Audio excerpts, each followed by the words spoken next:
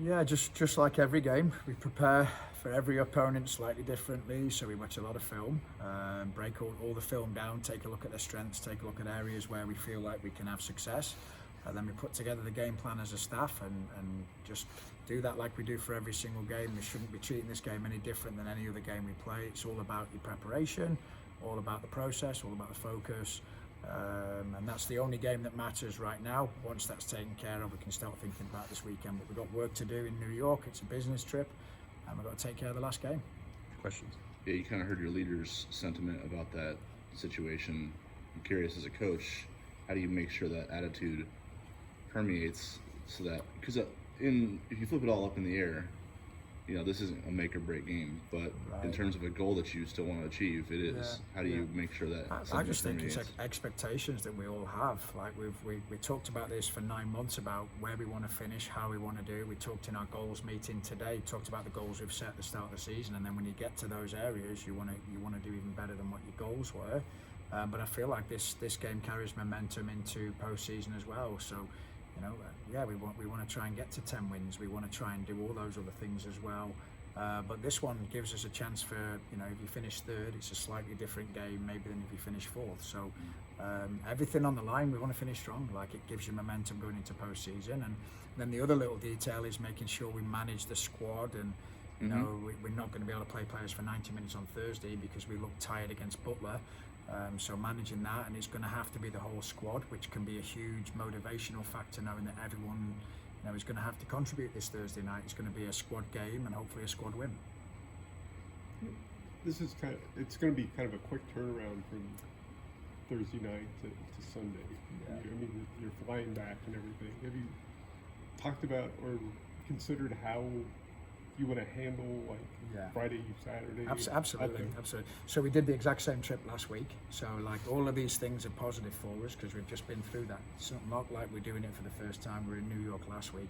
The only difference last week is we let them go shopping for a few hours in New York City. We won't be doing that this week. Hopefully they bought everything they need. Yeah. Hopefully. But it's little things like, we play Thursday night. And instead of flying back at 6 a.m. or 7 a.m., we're going to fly back in the afternoon. So the players get to sleep in just like they would if they were in Omaha. They get to have breakfast at 10 o'clock just like they would if they were in Omaha. We get to train at St. John's at noon just like we would if we were here. Ice baths at St. John's just like we would if we were here. So we're trying to keep this as normal as we can. But the only difference will be we won't be walking around the streets of New York this time. We'll be focusing on the game for Sunday. And because as I said, we looked a little bit tired on Sunday, maybe because of that factor of letting them go out and explore the city a little bit. So, in your meetings since Sunday, what do you see in the team right now? Do you sense, like a couple categories, right? Relief and kind of buzz about accomplishing something versus maybe just a focus that there's still something left out there. Yeah, for me, it's weird because you've got 3 different seasons in the year. Yeah. You've got your non-conference segment, which gets you prepared for conference. Then you've got your conference segment, which hopefully gets you into postseason.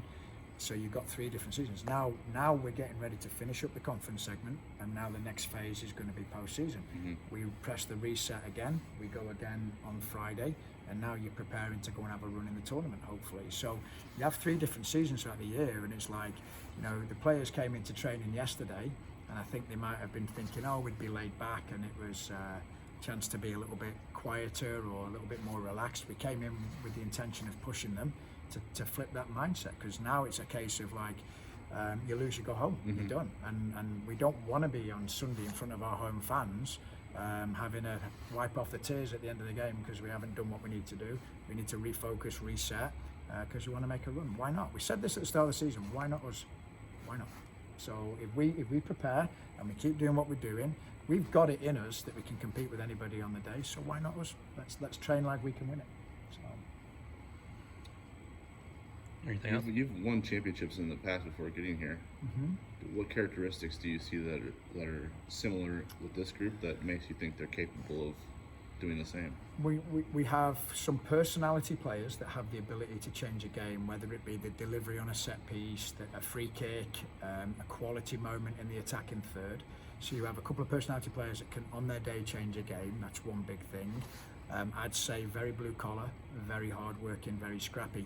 You get into playoff time and the weather could be a problem, and if you're not gritty and you're not blue collar and you don't work hard, you're going to struggle playing in those conditions. So I think how competitive you are will certainly help you. Personality players will help you. Having a pretty fresh squad going into the tournament. We're knock on wood, pretty healthy right now, where we can rotate and have depth coming off the bench. So there's a lot of factors in there. Having home field advantage on Sunday, we hope will help us as well. So there's a lot of intangibles, but I think for me, it's belief and peaking at the right time. And we've been playing our best soccer the last 2 weeks of the season, so we hope we're peaking right around the right time. And we've come away from games this season where we've lost games against really good teams and said, hey, if we had to play them again, we'd be like, yeah, we'd be okay and we'd be ready for it. So I think there's a lot of different attributes, but the biggest one for me is that mentality and that blue collar, willing to kick your granny to win the game at that point. You've got to be willing to put the work in. So, I think after St. Louis, I don't know, maybe if it changed your belief, but outwardly, when you're talking to us, it certainly seemed like you thought this team had a higher ceiling than maybe they thought. Yeah, I'm curious when. Well, yeah, but that's not part. I'm curious about like when you thought they realized it, because I think you realized it before they did. Yeah, I think I realized it against Western Michigan. Yeah. Because I knew they were a good team, and all the girls like, oh, they weren't that good. No, they're a good team, and we had a good result against them. And then we followed it up, and it was the Nebraska debacle that we just didn't do well. But I thought that was one of the turning points for us, where we since that point we've been pretty good. Georgetown helped us realise we can compete with the best in the conference. For me, the win against UConn was a turning point. When we beat UConn, I think that was when the players finally realised, we kept saying to them, we're good enough, but when we beat UConn 2-1, that's when I felt the belief and the confidence. I saw it more in the team at that point. So St. Louis was a big one as well, where they knew they'd played well, and we were unfortunate maybe not to get a win that night. But the UConn game was the one that stood out to me. Can I ask you what it feels like as a coach when you realize that the players realize it? Like that I imagine that has to be quite a pivotal moment for any season. Like when you realize that the players are capable of accomplishing the goals you set on the board before the year. Yeah, I think it's that buy-in at that point. When you get a win like that, you start to see more buy-in, and then you start to see them doing the little things outside of soccer as well, sleeping properly, eating properly, those little details.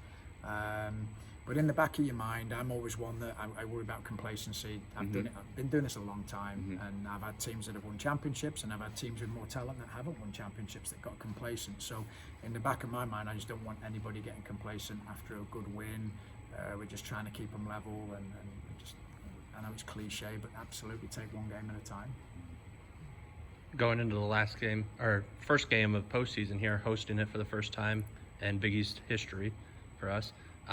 This year, we've also set a whole bunch of attendance records. We had the largest crowd ever in our women's soccer game, and it is the first year that we've ever had 1,000 fans per game at home. What are you looking forward to having that home field advantage here? Yeah, it hopefully is going to be a huge crowd. This team deserves support. They deserve support from everybody. It's just been an unbelievable season for this group. They've worked so hard. And I'd love for these guys to experience what like the volleyball team or the basketball feels like at a game, where there's tons of people out there cheering them on, because that gives you an extra 10% effort. When you have everybody cheering you on, you feel like you can run all day long. So I just hope and everybody comes out and supports us, because this group deserves that, with us having our first home conference game. Big weekend. Yeah. How's it feel as a player who's been in this program, has been striving for kind of a tier like this? Feels really good. I mean, I can't remember the last time we were striving for, top 4, and now we're looking at 3rd place all by ourselves. So really, really good. But that's all the work that we put in for the last 9 months kind of showing in this season. So just, proud of our team, proud of what we've done. I'm curious, because Sunday's a big deal. And the match in front of you isn't as much. It doesn't change the setting. It just moves the opponents around. How do you avoid looking ahead to that and, just kind of staying task oriented, I guess? Yeah. I mean, we want 3rd place. I think that's the biggest thing, is we're in control of our own destiny, and we want 3rd place. And so get the win on Thursday. You're on 3rd all by yourself. our goal at the beginning of the season was top 4, but as we've gone on, we realized we're good enough to be top 3. We're good enough to be in 3rd place. And so we're going to do everything we can to do that. And that means winning on Thursday, no matter what. When did you realize you were good enough to be top 4?